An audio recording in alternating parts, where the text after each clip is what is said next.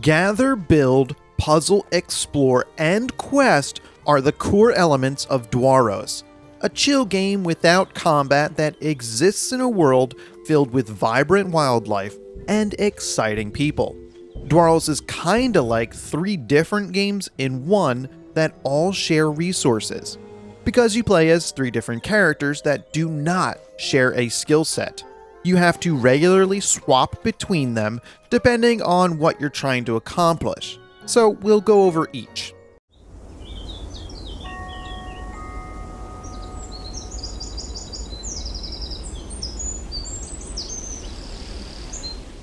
First, a small introduction to the story. The Wood Elves had a place they called home, but a disaster forced them to become nomadic.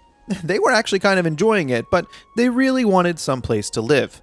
Through diplomacy, the exceptionally chill High Elves got the Nabo to give them some of their lands away. Well, to help kickstart the village, the High Elves send some of their best people, the 3 characters you play. The first character is Dwilbin, a short High Elf who wears a kilt. This is important, but I don't want to spoil it. Their strengths are harvesting all the raw materials it takes to build a town. That's wood, stone, and gold. With a pickaxe and an axe, you're pretty much covered. This means a lot of node-based harvesting. If you played World of Warcraft, then you'll know exactly what to expect.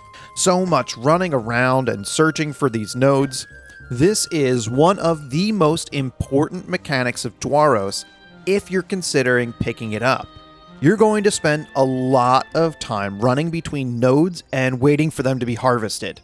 In some ways, I like how mindless it is, but on the other hand, it can get a little boring. But you can always swap characters to alleviate that. I wonder if the 40 or so townfolk I recruited couldn't help out a little and collect some wood. And sure, there's a slight interest rate to your resources that will make them go up a little, but it takes a long time. You're still going to be doing most of the grunt work yourself. The second character is the Builder, Gloia. They do all the necessary construction, so most of the time they're going to be left in the center of town. Using the blueprint table, you get an overhead view of the city where you can set up the layout. They never said you had to create something beautiful, so I plopped the buildings down wherever there's room, but it seems like if you wanted to create a beautiful town with roads, there's plenty of space. You can demolish buildings too, so you're in complete control. The goal is to get all the Wood Elf settlers into the town and create a 5-star village. That rating is broken up into 3 sub-ratings of culture, economy, and quality of life. Every building you place contributes to that. Dwarrows clearly shows the stats per building, which I like. Also at the blueprint table is where you design more advanced structures. It's like you're mixing them together. Add a little bit of this building, add a little bit of another building, and bam, new construction option. Note that you will need to construct a building more than a few times before you're allowed to use it to design another. This creates a very hard limit on your progress. The final character is your explorer, Horbor. If you're searching the map, you're going to want to play as them, since they're the only character with a sprint. They also have a rod that reminds me of dowsing. You know, the type of divination where people used a stick to find water under the ground. Well, Horbor uses it to find treasure chests. Now, even though Horbor is supposed to be the expert explorer, I end up exploring more with Dwilbin, the gatherer.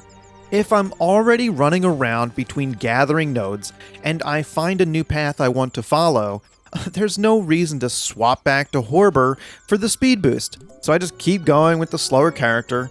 It's a little annoying since I personally hate going slow. Side note, I swapped my buttons to switch characters.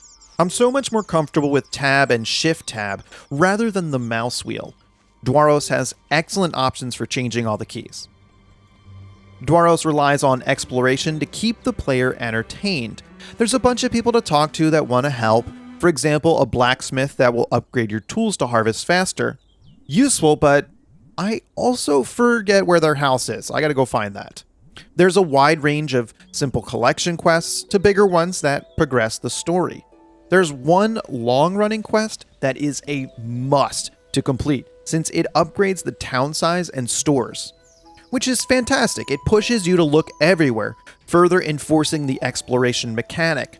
I've been rewarded continuously for searching every corner of this world. There are puzzles scattered throughout the world, all of them 3D platforming ones with switches and buttons. You're rewarded with more materials and consumable items, which cuts down time spent on harvesting. Always a plus.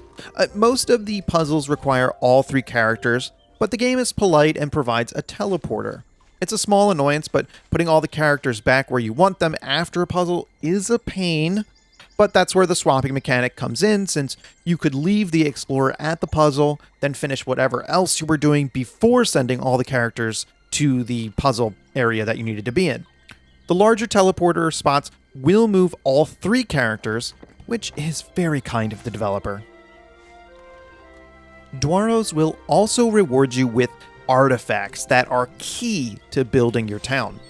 The archaeologist in the city will tell you more about the items if you have the quartz. So it's a bit like a double search quest since the quartz isn't everywhere. But if you do complete a set of artifacts, you can unlock a new building. For example, the first one I unlocked was the puppet show booth. It's good because people were dying, okay, not actually dying, to have some entertainment in my town. One last mechanic is the minigame for taming animals. You can become one with the wildlife, and there are more animals to tame than I expected. The turn-based minigame has you managing an interest and trust bars by performing different actions. When your turn comes up, you choose your move and the game clearly shows what it will do. You can improve it by clicking again when your bar is over the 3rd star in the row. You're not a pet taming master right from the start, and some animals will be too difficult to tame. You would do this for 2 reasons. First, because you want to have a cute pet follow you around, and second, because you get a small boost to your stats. I find this mechanic to be excruciatingly dull, which is more of a personal preference problem. These kind of minigames are too slow for me when I just want to focus on building the town. It takes too long to build up the trust, and it can fall when the animal gets spooked. It's not for me. Overall, Dwarrows is good, but it's going to depend on how you feel about the node resource mechanic. All that running around feels slow and almost like you're not getting anything done.